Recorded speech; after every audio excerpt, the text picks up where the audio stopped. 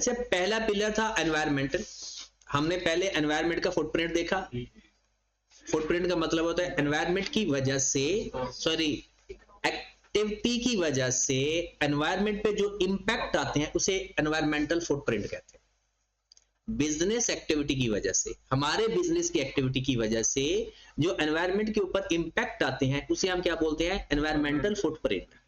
दूसरी बात हमने पढ़ी कि अच्छा, एनवायरमेंट कौन कौन सी सस्टेनेबिलिटी कंप्रोमाइज हो रही होती है। हमने पहले देखा पोल्यूशन, रीजन क्या है, सॉल्यूशन क्या है। इसी तरह से हमने फिर देखा सोशल पिलर। सोशल पिलर में हमने देखा कि किस किस वजह से, हमारे बिजनेस की एक्टिविटी की वजह से सोसाइटी के प्रिंसिपल कंप्रोमाइज होते हैं, किस वजह से कंप्रोमाइज होते हैं और उनका सॉल्यूशन क्या है।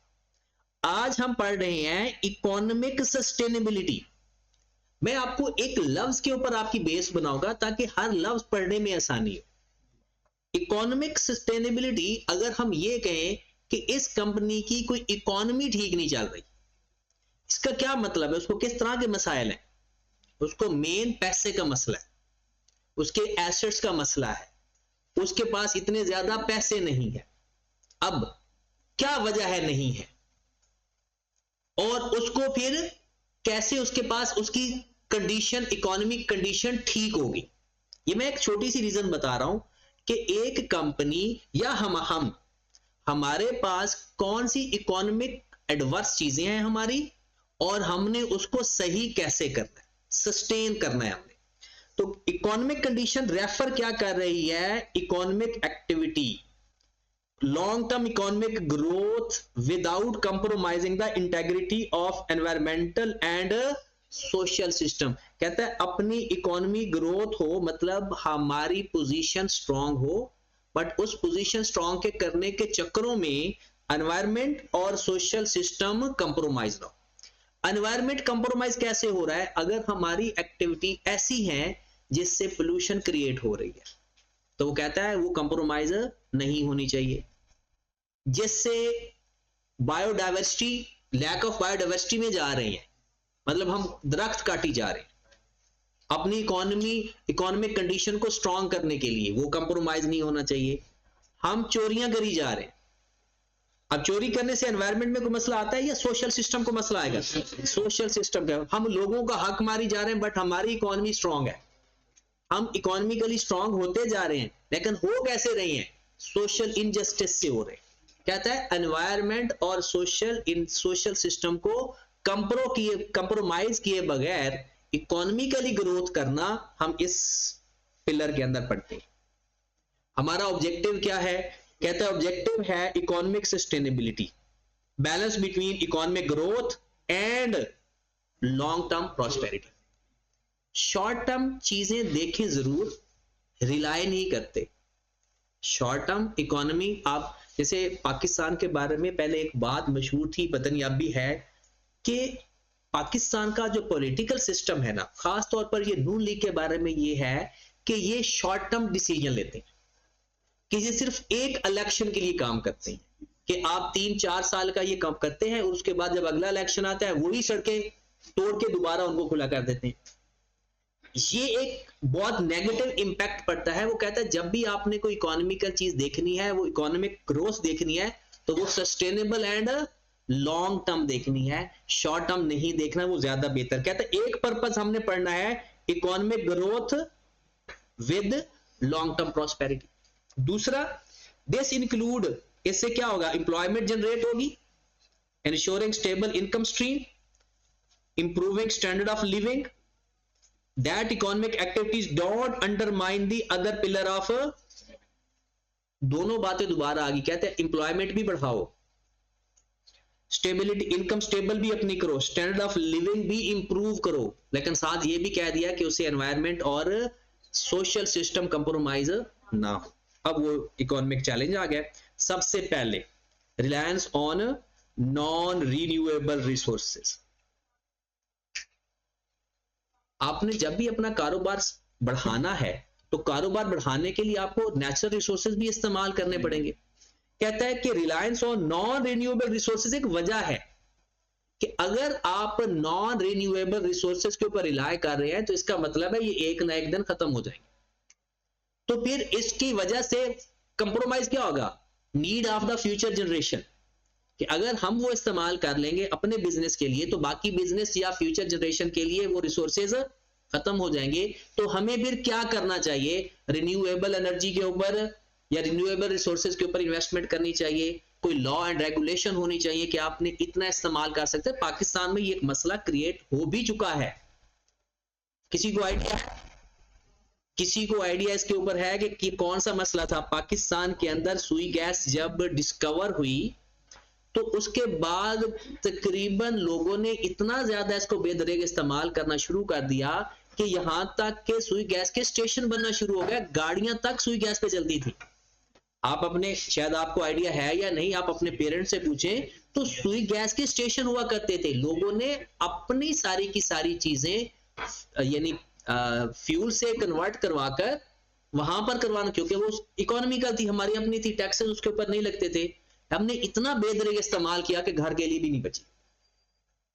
तो अगर उस वक्त कोई अच्छा इंसान, कोई बंदा बैठा होता, कोई इस चीज को कंसीडर करने वाला होता कि यार ये एक नेचुरल रिसोर्सेज है और ये नॉन रिन्यूएबल है, हमने इस तरह से करना चाहिए कि इसको घर के लिए और फैक्ट्रीज के लिए रखें, कम से कम ये गाड़ियां तो इसके ऊपर कन्वर्ट करें। और यहां तक कि लोगों ने अपनी बाइक्स तक, घर की बहुत सारी चीजें गैस पे कन्वर्ट करवा ली, जैसे कि गीजर होता था ये गैस पे कन्वर्ट करवा लिया, बहुत सारी चीजें गैस में कन्वर्ट करवा दी। तो चंद सालों के बाद ही खत्म हो गया मामला। मतलब जो इतनी एक जबरदस्त, वो कहते हैं ना कि वो किसी बेवकूफ के हाथ कोई अच्छी चीज लग जाए, हुआ फिर यही। हमने नए नेचुरल रिसोर्सेज को दरियाफ्त किए बगैर पहले जो हमारे हाथ लगा था उससे भी हाथ धो बैठे। पाकिस्तान के बारे में तो ये भी मशहूर होने लग गया था कि आने वाले दिनों में पाकिस्तान के अंदर इतनी एक गैस है कि ये फ्यूल के ऊपर इनकी डिपेंडेंसी कम हो जाएगी और एनर्जी के ऊपर, मतलब बिजली के ऊपर इनकी डिपेंडेंसी लेवल कम हो जाएगा। लेकिन ये अल्टीमेटली सब खत्म हो गया। तो वो कहता है Reliance on non renewable energy, over dependence on finite natural resources, fossil fuel, minerals, forest, fresh water result in their depletion या reducing the availability of input for the future production, threaten future economic stability depended upon these finite। कहता अगर आपने non renewable resources पर depend किया, मसला क्या हो जाएगा? ये डिप्लीट मतलब खत्म हो जाएंगे। Availability of input for the future production, threaten to the future economic. ये हुआ हमारे साथ कि जब हमारा गैस खत्म हो गया, हमारा वापटा तबाह हो चुका था पहले कि लोगों ने कहा कि अब तो हमें बिजली की जरूरत ही नहीं पड़ेगी, हमने सारा कुछ गैस पे कन्वर्ट कर देना है। तो फिर ना उधर प्रोडक्शन की और उधर से फ्री में हमें मिल रही थी, तो वो फ्री वाला खत्म हो गया और डेवलपमेंट भी हमारी रुक गई। अब इसको एड्रेस कैसे करेंगे?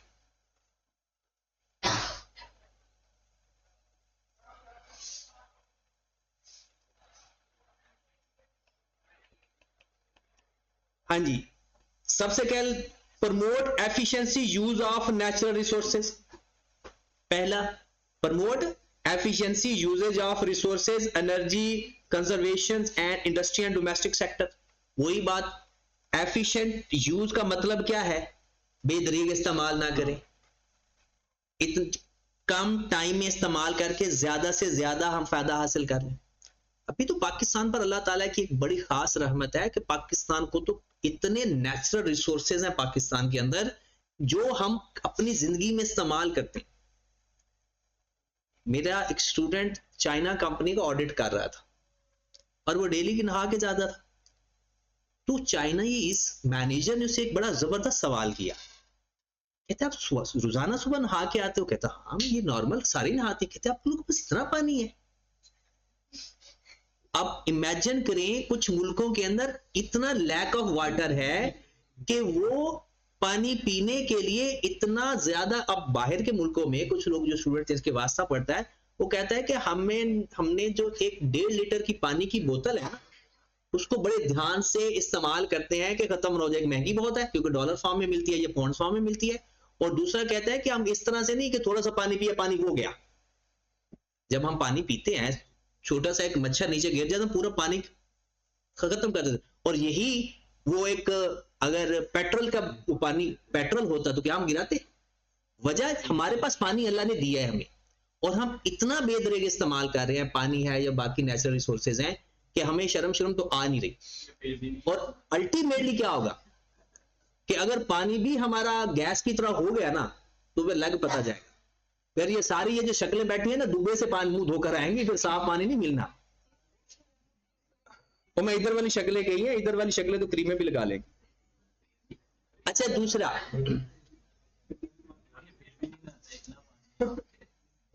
एनकरेज, वो बस encourage use of renewable energy resources.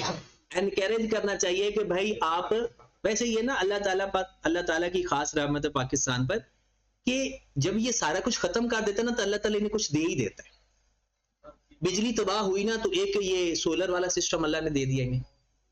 जब इसके पास सब कुछ खत्म हो रहा होता है ना कुछ इनके पास आ जाता है। इसलिए आज इनको इतना यकीन हो गया है कि इन्हें कहता है कि जब ये खत्म हो जाएगा ना, तो कुछ ना कुछ मिल जाएगा। खाला का बेटा है, तो उनकी मिसेज ने मुझे कॉल की कि भाई इनको समझाए कि अपने बच्चों को पढ़ाई की तरफ लगाएं, इन्हें कहे कि पढ़ा करें ऐसे वैसे। तो मैंने कहा वो क्यों नहीं मांगते? कहता है वो जब भी मैं उन्हें कहती हूँ कि आप डांटते नहीं हुए बच्चों को पढ़ाई के लिए, तो एक ही बात कहता है, हमारी गुजर गई है जिंदगी तो इनकी भी गुजर जाएगी। तो हमारे यहाँ ये सोच है कि अब हमने जैसे तैसे गुजार लिए, तो लोगों ने भी गुजार ही लेनी है, कि जिस तरह के रिसोर्सेज थे जैसे भी थे। तो हमारे यहाँ ये सिस्टम है अभी भी। मैंने फिर फोन ही नहीं किया जब उसको, मैंने कहा वो पहले मोटिवेटेड है। Invest in sustainable agriculture and eco-friendly industry to reduce environmental strain। 3 बातें, रिलायंस और नॉन रिन्यूएबल। पहले efficiency use of non renewable resources, दूसरा encourage use of the renewable resources, और तीसरा invest in sustainable agriculture and eco friendly system. ये 3 चीजें हैं जिससे हम reliance on non renewable resources पर कम हो जाएगा। ठीक है, अब इसकी वजह क्या थी? इसकी वजह से वो कहता है कि हमारे पास फिनेट का मतलब क्या हुआ? लिमिटेड। फिनेट नेचुरल रिसोर्सेज 2-3 एग्जांपल उसने लिखी हैं, और उसके बाद वो कहता है कि इसके ऊपर आपने ओवर डिपेंडेंट नहीं होना। उसके बाद है unemployment and under employment. Unemployment and, अच्छा दोबारा एक दफा, क्योंकि साथ साथ इसको ना देखते जाते हैं। अबू बकर, कौन सी वो 3 चीजें हैं जिसमें जो इधर मेरी तरफ शक्ल करना, जो हमने जो पहला टॉपिक पढ़ा है ना, वो मैं बता देता हूं, Reliance on non renewable resources. ठीक है, वजह है कि अगर ये फिनिट होते हैं, अगर हमने इसके ऊपर रिलाय किया तो फ्यूचर जनरेशन के लिए ये कम हो जाएंगे, और आने वाले दिनों में हमें कुछ करना पड़ेगा। अब इसका हल क्या है? वो 3 हल लिखे हुए हैं, वो बताओ। 1 मिनट, अभी तला ऐसे ना 50 रुपए ले, अभी लेने जा। हाँ जी रजा, वो 3 हल बताएं। हाँ जी, हाँ जी, एनकरेज रिन्यूएबल रिसोर्स, दूसरा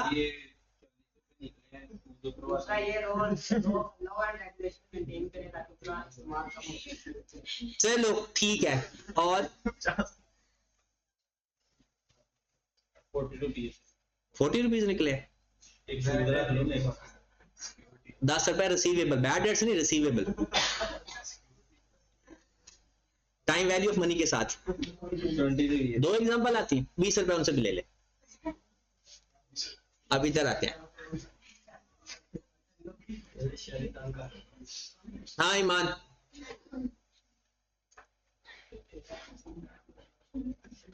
बताएं। जो हमने सीखा है कि अभी क्या हल है कि नॉन रिन्यूएबल रिसोर्सेज के ऊपर हम डिपेंडेंट अगर करेंगे, उसकी वजह तो मैंने बताई कि फ्यूचर जनरेशन के लिए कंप्रोमाइज हो जाएगा, एनवायरनमेंट का इशू आ सकता है। हम देख रहे हैं कि उसका अब हल क्या है। वो 3 रीजन हमने 6 दफा पढ़ी है। वो 3 रीजन कौन सी है कि जिसको जो हल वाली है।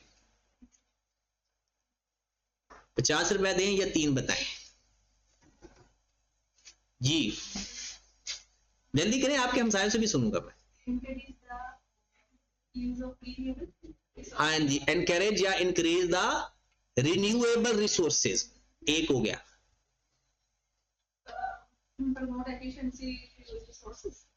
प्रमोट या use of the efficient use of the non renewable energy resources. तीसरा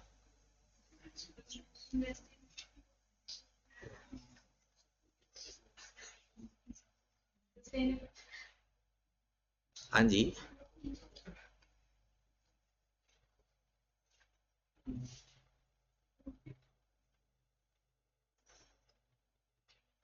बताएं बताएं।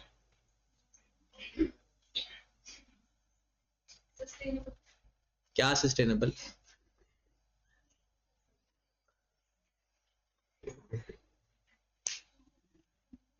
नबा बताएं तीनों जो ऑलरेडी अवेलेबल है उनको एफिशिएंटली यूज करें। Encourage use of the renewable energy resources. तीसरा इन्वेस्टमेंट करें एग्रीकल्चर, सस्टेनेबल एग्रीकल्चर सिस्टम या इको फ्रेंडली सिस्टम के अंदर, ठीक है, टू सस्टेन द एनवायरमेंट। ठीक है, चलो अब है अनएम्प्लॉयमेंट और अंडर एम्प्लॉयमेंट।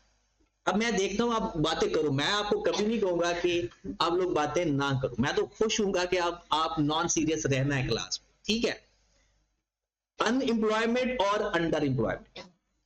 अनएम्प्लॉयमेंट का मतलब है जॉब ही नहीं है। अंडर एम्प्लॉयमेंट का मतलब है जो लोग जॉब कर रहे हैं उनको सही यूटिलाइज नहीं किया जा रहा। और ये भी एक इशू है, अनएम्प्लॉयमेंट है नो डाउट, लेकिन अंडर एम्प्लॉयमेंट पाकिस्तान का सबसे बड़ा इशू है, खास तौर पर पब्लिक सेक्टर्स के अंदर, गवर्नमेंट डिपार्टमेंट के अंदर, कि जो लोग काम करने आए हुए हैं उनको इस्तेमाल नहीं किया जा रहा। ये इसका मतलब है। अब unemployment and under employment include availability of limited job opportunities. ये किसकी डेफिनेशन है? Unemployment which can lead to underutilization of labor force, especially women and youth। वैसे ये पाकिस्तान में तो ऐसा है ना कि वो खवातीन कहते हैं कि उन्हें क्या जरूरत है, या वो लोग कह देते हैं कि जी हमारे यहाँ खवातीन की से जॉब नहीं करवाते। अब प्रॉब्लम क्या होता है, क्योंकि वो इकोनॉमी के ऊपर पाकिस्तान के अंदर आ तो गए, अब वो सारे का सारा डिपेंडेंट किसके ऊपर हो रहे हैं? घर के 1 या 2 या 3 अफराद के ऊपर। पाकिस्तान में या अंडर डेवलप्ड कंट्रीज में पर कैपिटा इनकम कम होने की जो वजह है, क्योंकि लोग तो किताबी बातें देखते हैं ना, नो डाउट पाकिस्तान एक बड़ा खुशहाल मुल्क है, इसमें लोग मेंटली तौर पर बड़े सुकून में, वो खुद परेशान होना चाहें तो वो अलग बात है, वैसे कोई परेशानी है नहीं, हम खुद से इंजॉय करना चाहते हैं, चलो सोचते हैं अच्छा परेशान होते हैं, वो खुद भी होते हैं, परेशानी कोई भी नहीं है। ये जितनी भी है ना सेल्फ क्रिएटेड परेशानियां, और हमें पहले से पता होना है इससे हमारे आगे आने वाले दिनों में परेशानी होनी है।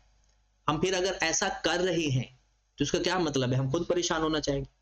मैं एक छोटी सी एग्जांपल देता हूं, हमें पता है कि आज मैं टाइम जाया कर रहा हूं, कल को मेरा पेपर फेल हो सकता है, हमें पता है ना, तो फिर कल को पेपर फेल होगा तो इसमें परेशानी की क्या बात है?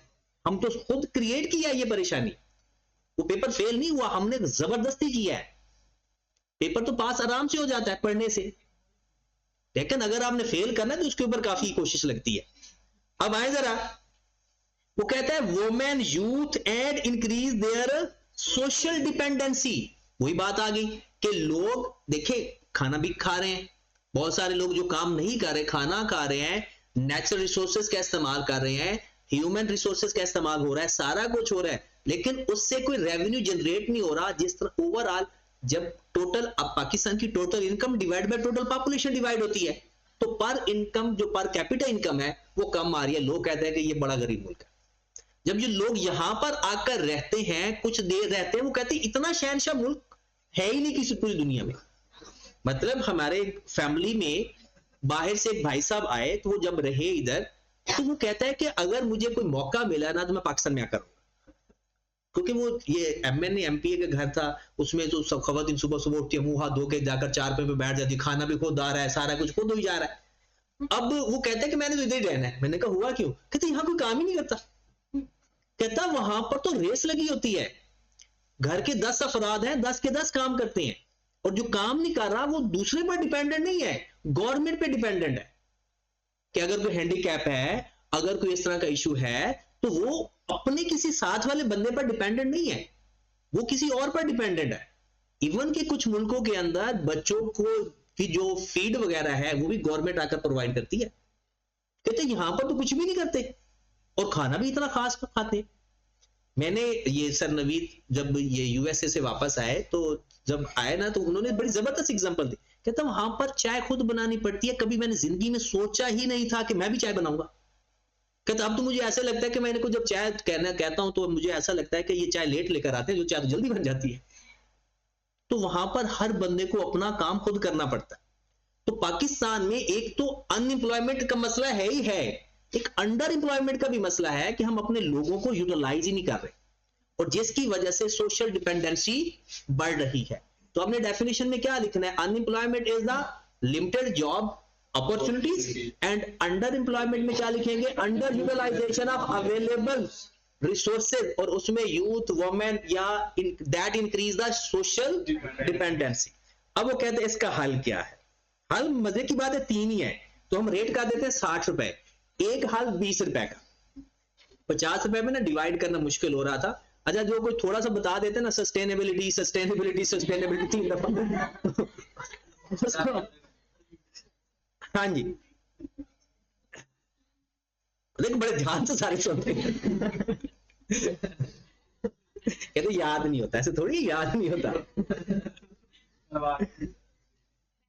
Encourage entrepreneurship. ठीक हो, 50 रुपए की खातिर आपने अपना सारा आदत भी चेंज कर रहे हो।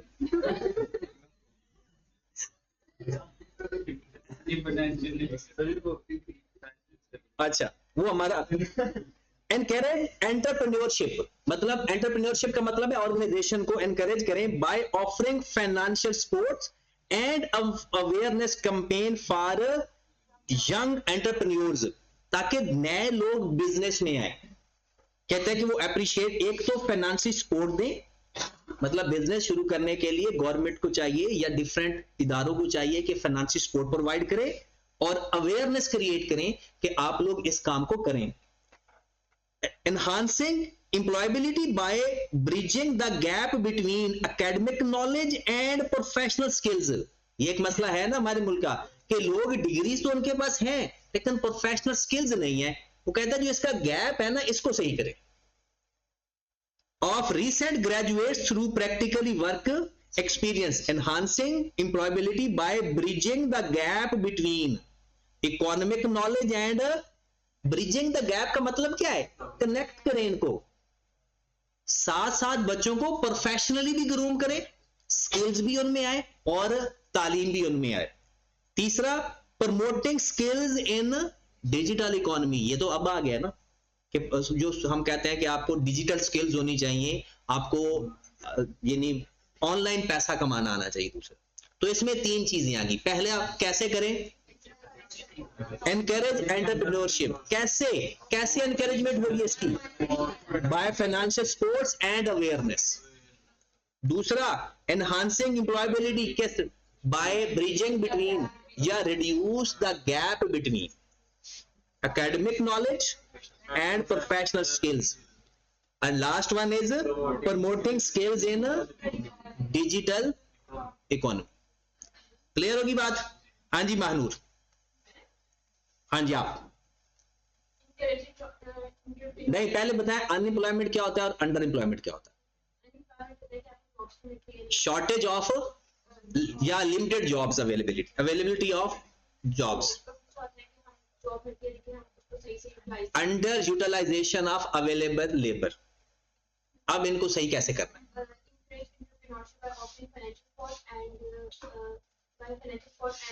अवेयरनेस ऑफ, ठीक है, enhancing the gap, bridging the gap या रिड्यूस द गैप?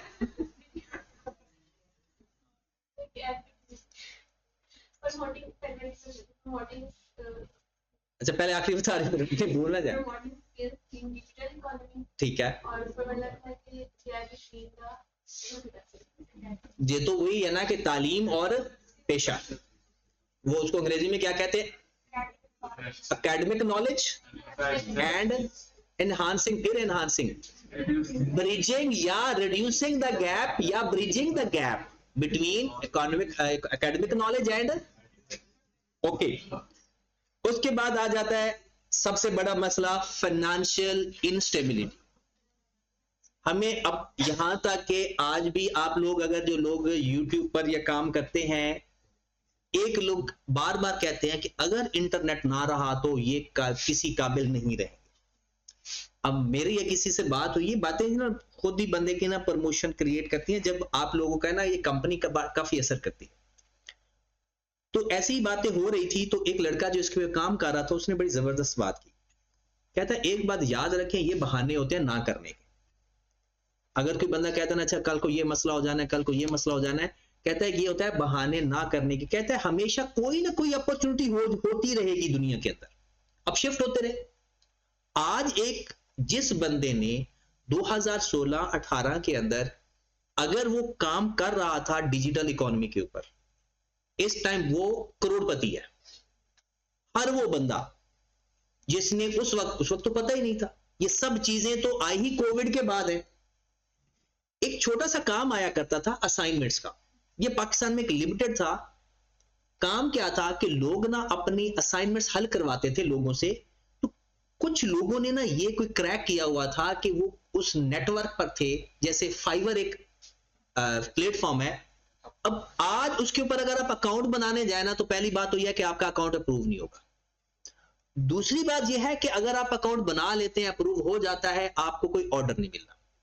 ऑर्डर लेने के लिए आपको इतनी मेहनत करनी पड़ेगी, कम से कम 6 महीने, तब जाकर आपके पास ऑर्डर आएगा।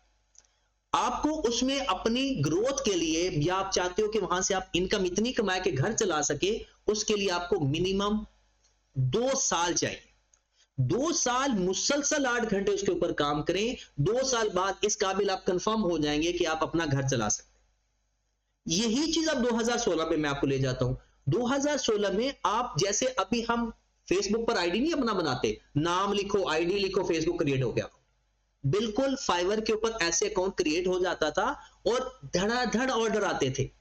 वजह सप्लाई नहीं थी, लोग सर्विस देने वाले अवेयर नहीं थे। और आज हर बंदा अवेयर हो गया है, तो आज सप्लायर ज्यादा हो गए। और दूसरा, हर वो अच्छा बुरा सब पता है, जिसको स्किल्स नहीं भी आती वो भी आ गया इस प्लेटफॉर्म के ऊपर, तो वो रिलायबिलिटी खत्म हो गई। वरना तब जो बंदे थे उनके एक तो अकाउंट पुराने हो गए, और आपने एक बात सुनी होगी कि जिसका अकाउंट जितना पुराना होता है उतना रिलायबल होता है। तो आज भी जो स्टूडेंट्स, यहां तक के सीए के अंदर बहुत सारे स्टूडेंट्स ऐसे हैं जिन्होंने सीए को दरमियान में स्किप करके इन चीजों पे चले गए। क्योंकि अभी आप लोग ये सोचते हो कि अगर आज से आप अगर 1 या 1.5 लाख कमा रहे हो ना, तो ये बहुत ज्यादा इनकम है। लेकिन बाद में ये सबसे प्रॉब्लम यही होती है कि एक बात याद रखें, आप जो मर्जी करें, अपनी सर्टिफिकेशन को कंप्लीट किए बगैर रुकना नहीं है। आप कोई भी जैसे सीए शुरू कर दिया है ना, आपने इसको जब तक पूरा ना करो, किसी भी और चीज में इंटरेस्ट डेवलप ना करो। जब ये पूरा हो जाए, फिर इसको आगे परसू करो या ना करो, ये आपकी अपनी मर्जी है। लेकिन बाद में आपको पछतावा नहीं होगा कि यार मैं पहले वो कर लेता, अब ये कर लेता। इससे कहीं बेहतर है कि आप लोग जो भी है, आज आप 5,000 पे 10,000 पे घर से झिड़के खाते हो, फिर पैसे मिलते हैं, जो मर्जी है, जैसे भी है, गुजारा करो। आज का छोटा फायदा कंसीडर नहीं करना। आज अगर आप 2 लाख भी कमा रहे हो ना, और आप कहते हो कि छोड़ो, मैं अगर ज्यादा मेहनत करूंगा तो 4 लाख कमा लूंगा, नो डाउट 4 लाख कमा लोगे, लेकिन आने वाले 5 सालों में 4,40,000 के बराबर हो जाएगा, और आप उसी 4 लाख पे अटके रहोगे। इसलिए अपनी सर्टिफिकेशन कंप्लीट करो, फिर आप यही जो अपना काम अब शुरू करना चाहते हो, क्योंकि काम कभी खत्म नहीं होते, हमेशा काम रहेंगे इस दुनिया के अंदर, करने वाले भी और करवाने वाले भी। इसलिए अपना काम पूरा कर ले, फिर जो मर्जी करें। फाइनेंशियल स्टेबिलिटी, सबसे पहले हमारे यहां जो वीक फाइनेंशियल सिस्टम है वो किस वजह से है? Lack of regulation, poor enforcement of financial regulation, मतलब पैसे लेकर खा पी जाना या पैसे लोन के लिए अप्लाई करना। दुबई के अंदर एक छोटी सी एप्लीकेशन देते थे, लोन मिल जाता था। आज नहीं, थोड़ा सा पहले। फिर अल्लाह भला करे पाकिस्तानी क्या करते थे, वहां पर लोन ढेर सारा लेते थे और पाकिस्तान आ जाते थे और पाकिस्तानी चौधरी बन जाते थे। वहां पर करोड़ों के हिसाब से लोन लिया, एक तो कन्वर्ट होता था रुपीस के अंदर, यहां पर आकर वो जाए। तो तब उन्होंने देखा यार ये लोग पैसा तो लेते हैं, वापस नहीं देते, वो बंदे ट्रेसेबल नहीं है। अब उन्होंने आकर करना शुरू कर दिया कि आपकी कंपनी रजिस्टर्ड होनी चाहिए। अभी भी फ्रॉड हो रहा है लेकिन अब काफी हद तक कम हो गया। लेकिन वो लोग एंटरप्रेन्योरशिप को प्रमोट करते हैं, बिजनेस के लिए कोई भी पैसा ले वो देने के लिए तैयार होते हैं। वजह क्योंकि एम्प्लॉयमेंट बढ़ेगी, रोजगार बढ़ेगा, लोग काम बढ़ेगा, एक्सपोर्ट्स बढ़ेंगी।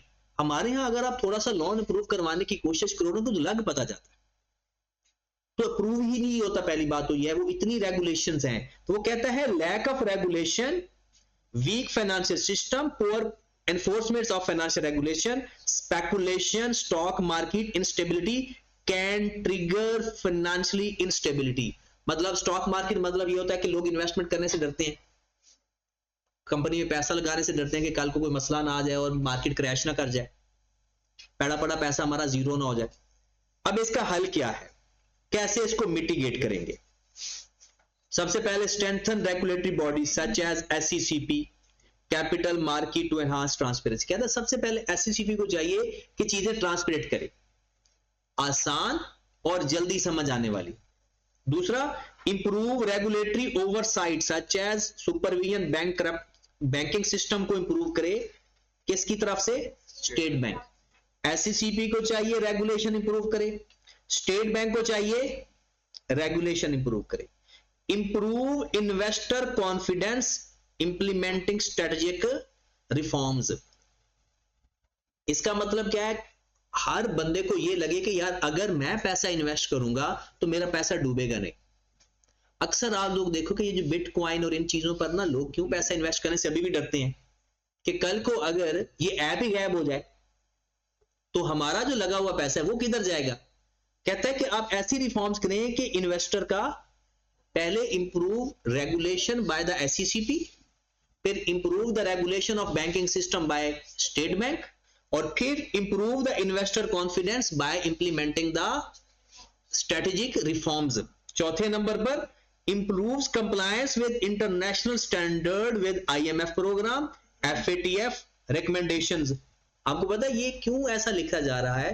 पाकिस्तान के अंदर FATF की ग्रे लिस्ट में नाम होना, ये आपने शायद सुना होगा कि पाकिस्तान का नाम फलां लिस्ट में चला गया, बाद में ब्लैक लिस्ट में आ जाएगा। उसकी वजह ये थी कि उनके कुछ रूल्स एंड रेगुलेशन है कि आपने पैसा किसी से लेना है या किसी को देना है, ये एक सिस्टम है, इसके तहत लेना देना। पाकिस्तान के अंदर सारे सिस्टम तो ठीक थे, लेकिन जो एनजीओ और एनपीओ थे या मसाजिद मदारिस थे वहां पर ये रेगुलेशन होते नहीं थे।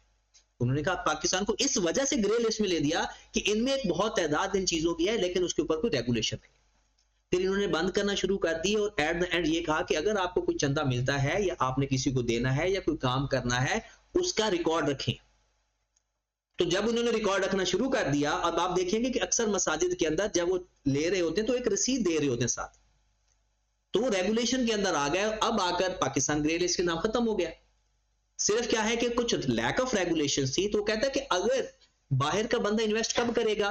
जब आपको IMF से अप्रूवल मिलेगी, आपको FATF से अप्रूवल मिलेगी, आपको बाकी स्टैंडर्ड इंटरनेशनल बॉडी से अप्रूवल मिलेगी। तो क्या कह रहा है? इंप्रूव कंप्लायंस विद, क्या कहना चाह रहा है? इंटरनेशनल इदारों की भी कंप्लायंस करें, उनकी भी बात माने। Last one is promote awareness. कितनी बातें होंगी? 1 2 3 4 और 10-10 रुपए की एक बात बनी। पहली बात क्या है? Improve regulatory bodies, regulatory bodies को इंप्रूव करें, SCCP। इंप्रूव रेगुलेटरी ओवरसाइट्स या banking sector by state bank. तीसरा है इंप्रूव इन्वेस्टर कॉन्फिडेंस, क्यों? By implementing strategic reform. Improved compliance of international standards, आगे तो उसकी एग्जांपल लिखी हुई ना, मेन यही है, improve compliance of international standards, फिर promote awareness among investors regarding utility of long term investment. उसके बाद है unsustainable debt level, unsustainable debt level, ये इंपॉर्टेंट है। इंपॉर्टेंट नहीं, ये हमें सबको ही पता है। ये जो हम लोन लेते हैं, अनसस्टेनेबल का मतलब क्या है? पहली बात तो ये है कि हमें डेट अगर हमें चाहिए तो अगर ये टेंशन हो कि हमने अभी वापस करना है, क्योंकि हम यूटिलाइज करेंगे, उससे फायदा हासिल करेंगे, फिर हमें डेट देने वाले को भी टेंशन होती है और डेट लेने वाले को भी टेंशन होती है। देने वाले को ये टेंशन होती है कि कहीं बैड डेट्स में चले जाए, और लेने वाले को ये टेंशन होती है कि अगर मैं ले लेता हूं, मेरा काम ना चले तो मैं वापस कैसे करूंगा। कहते हैं unsustainable debt level include excessive use of public या private borrowing without corresponding productivity gain. सवाल वही आ गया, एक्सेसिव यूज ऑफ पब्लिक या private borrowing without productivity gain. ले लिया, गवर्नमेंट से भी ले लिया, प्राइवेट बैंकों से भी ले लिया, लेकिन उसको प्रॉपरली इस्तेमाल नहीं कर रही है। उसको कैसे एड्रेस करें? Strengthen tax base and revenue generation. FBR का सिस्टम क्या करो? डिजिटलाइज। अब आपको ये पता भी चलो कि पाकिस्तान में ये मसले चल रहे हैं, पाकिस्तान भी ये कह रहा है कि एफबीआर का सारा सिस्टम डिजिटलाइज हो जाएगा, बल्कि अब इसमें हो जाना है, 90% हो चुका है। Improve fiscal discipline. Fiscal discipline में क्या आता है? इकोनॉमिक्स के अंदर पढ़ा होगा, फिस्कल और मॉनेटरी पॉलिसी, बजटिंग वगैरह, जो सिस्टम टैक्स वगैरह आपने लगाना है। Reduce reliance on external debt, जितना हो सके एक्सटर्नल डेट पे कम से कम रिलाय करें। उससे हमें क्या फायदा होगा? अगर आप बाहर से डॉलर ले लेते हो तो डॉलर का रेट भी चेंज होना आपको परेशान करेगा। तो अगर पाकिस्तान से लेंगे तो सिर्फ इंटरेस्ट रेट में मसला आएगा, बाहर से आपको एक्सचेंज रेट का भी इशू आ सकता है। उसके बाद है मायोपिया, नहीं ये थोड़ा सा है, खत्म होने वाला है।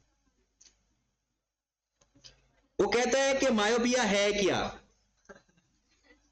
मैंने अभी कहा शॉर्ट टर्म चीजों को कंसीडर करके अपनी प्लानिंग करना, लॉन्ग टर्म चीजों को ना देखना। जो लोग शॉर्ट टर्म देखते हैं, शायद शॉर्ट टर्म उसका हल तो निकल है, लेकिन ये होता है कि फिर लॉन्ग टर्म अगर हम नहीं देखेंगे तो वो हमारा रिसोर्सेज तो जाया हो जाएंगे, लेकिन उसका जो फायदा मिलेगा वो हमें वेरी शॉर्ट टाइम मिलेगा। तो इसकी डेफिनेशन क्या है? Myopia includes focusing on immediate short term gain, ये डेफिनेशन आ गई। बाय द गवर्नमेंट या business community which may lead to policies and decisions that compromise long-term economy as well as environmental and social sustainability. Definition इसकी होगी, क्या है ये?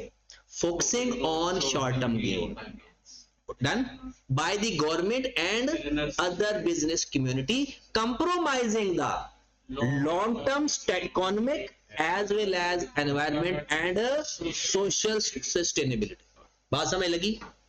Definition दोबारा, ये मायोपिया क्या है? Focus on short term gain.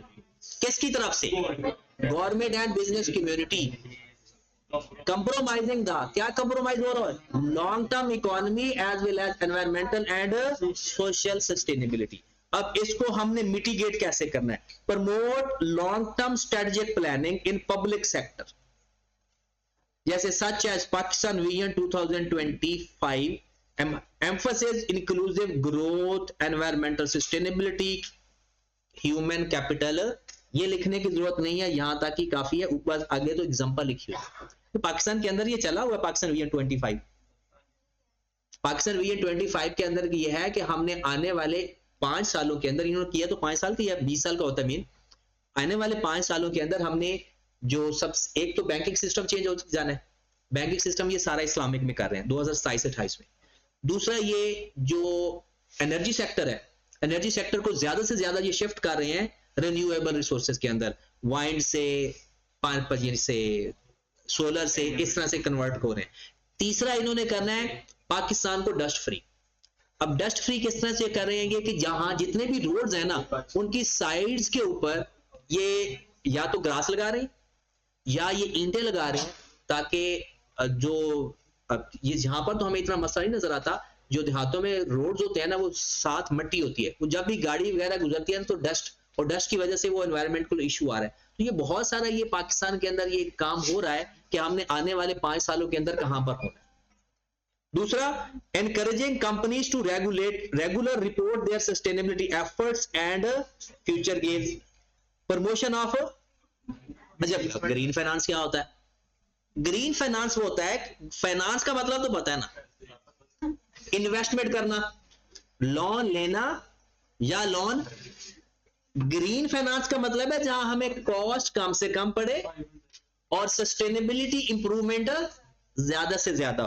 तो ये 3 बातें आ जाती हैं। वैसे आगे ग्रीन फाइनेंस है, चलो ये कल पढ़ लेंगे। तो हमारे ये तीनों पिलर हो गए, और एक छोटी सी बात जो आपने खुद पढ़ के पढ़नी है, ये एक छोटा सा पैराग्राफ है, ये पढ़ के आना यहां से यहां तक। Interaction of these 3 pillars of sustainability, कहते हैं इनका आपस में क्या कनेक्शन है। ये 3 बातें लिखी हुई हैं, ये आपने खुद पढ़ के आनी है। और कल थोड़ा सा हम इस तरह आप सुना करेंगे रोजाना ही, थोड़ा थोड़ा सा सुन के ना, तो फिर आगे चलते हैं। और उसके बाद कल नहीं, इसके ऊपर मजीद ये 2 दिन अभी चैप्टर के ऊपर लग जाएंगे, आने वाले 2 दिन है, 1 दिन है।